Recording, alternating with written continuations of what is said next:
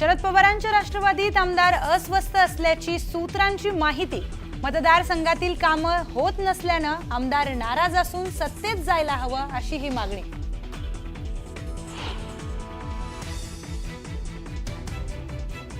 दोन 2014 आणि 2017 ला आमच्याकडून प्रस्ताव देण्यात आला होता, त्यामुळे आता आमच्याकडून प्रस्ताव जाणार नाही। त्यांनीच द्यावा प्रस्ताव, मनसेच्या संदीप देशपांडेचं भास्कर जाधवांना उत्तर।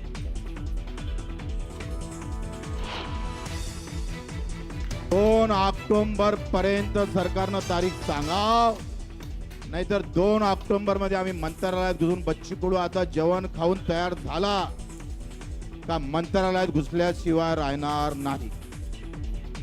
कर्जमाफीची तारीख जाहीर करण्यासाठी बच्चू कडूंचं सरकारला 2 ऑक्टोबर पर्यंतचं अल्टिमेटम, अन्यथा मंत्रालयावर धडकणार।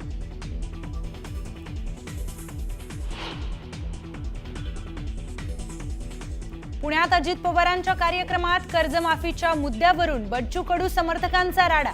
बच्चू कडू समर्थकांकडून कार्यक्रमस्थळाबाहेरही जोरदार घोषणाबाजी।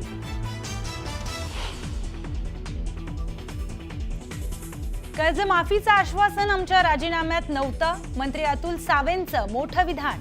तर योग्य वेळी सरकार कर्जमाफी करणार, मात्र टॅक्स भरणाऱ्यांना कर्जमाफी कशी, पाशा पटेल यांचा सवाल।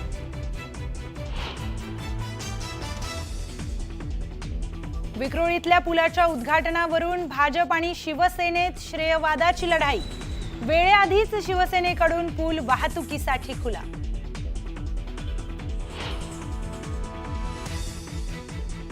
अहमदाबादमधील विमान दुर्घटनेनंतर आतापर्यंत 270 मृतदेहांचं पोस्टमॉर्टम पूर्ण। 220 जणांचे डीएनए सॅम्पलिंग पूर्ण, तर 7 मृतदेहांची ओळख पटवण्यात यश।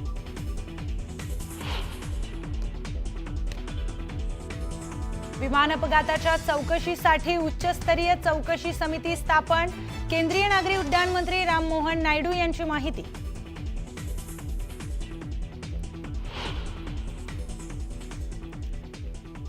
इस्रायलच्या हल्ल्यानंतर आता इराणचा इस्रायलवर जोरदार पलटवार।